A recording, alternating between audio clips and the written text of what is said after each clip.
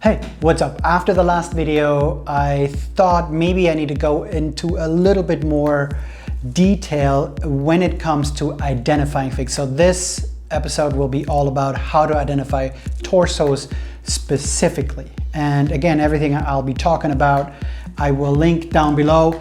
And I wanted to start with this easy version of identifying a torso. This is just a blue overall, and if you know that, then you can already super easily Google that, type that in, see what you get from it, scroll through it, see all the photos, and then you can find most likely what you are looking for. But you're also getting a bunch of just obsolete stuff like Pinterest and crap like that. So if you add Bricklink at the end of your Google search, you'll most likely even already get a Bricklink hit of the blue torso, and then you can go right into Bricklink and look at the specific one, as there are obviously a bunch of different versions of it. And then you can go a step deeper, find the version that is specific to this one with the silver clasps and the pocket in the front and the V-neck white t-shirt, stuff like that.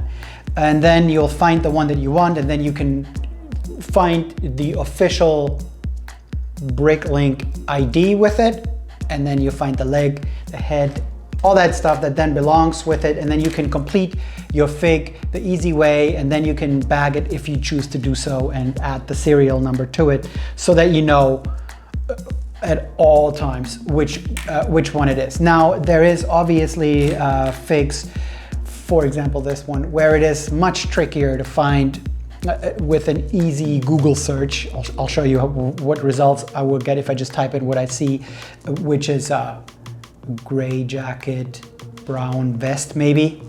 It'll be much trickier to find it. So I have this photo negative loop. I'll link it below. It's about 30 bucks, but you can get this for $5-6 on Amazon. So that's super easy. So I use that to see more details of each minifig.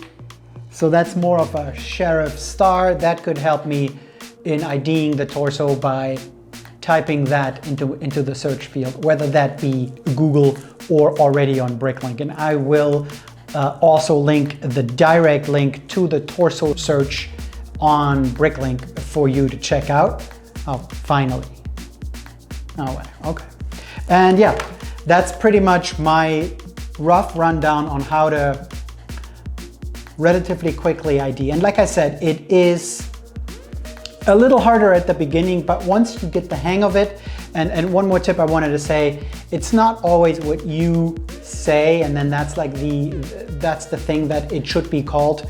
Unfortunately, a lot of things on Bricklink are just very specifically named, and you need to adjust a little bit to how they word specific things. And that's very specific to Bricklink. That's like the Bricklink language, if you will. Doesn't always correlate to real world, but they have blay and gray with an A, and there's all kinds of different ways of how they write specific colors and identify specific items that are just a little different. It could be like a whole thing with so many details, but then on Bricklink it's just suit with 3 buttons or something like that. So there is a few differences where you will be, learning about how Bricklink names things, but that's what the torso search is also really cool for on Bricklink. You can just search by color, and again, that doesn't always work either, but it's a good first guide. So you could say light gray, brown, and search like that for it, see what that gets you. It's sort of like a journey, and some torsos are easier and some torsos are harder to find, but that's kind of how I started navigating my way around when I first started out, and I still was so overwhelmed by all the different themes. And I had my dark ages between maybe 93 and 2009 or so. And so that is a long period of a lot of Lego themes that I wasn't completely aware of. And even while you're a kid and you love Lego and you're way into it, you may not even be aware of all the different themes. And there was Lego before I played with Lego. And so there is, a lot to learn in terms of themes, and city is so vast. Star Wars has over 1,000 figs. So there's so many different avenues to go down to and teach yourself how to identify. I think Ninjago was relatively easy to pick out, but now with Hidden Sight and then the new Monkey Kit coming in, I'm thinking that it's going to be a little trickier.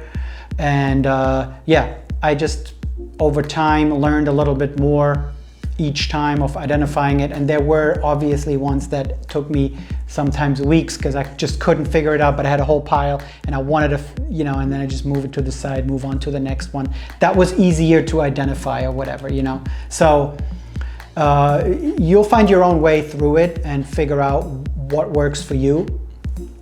But yeah, these are my quick tips on trying to identify a torso.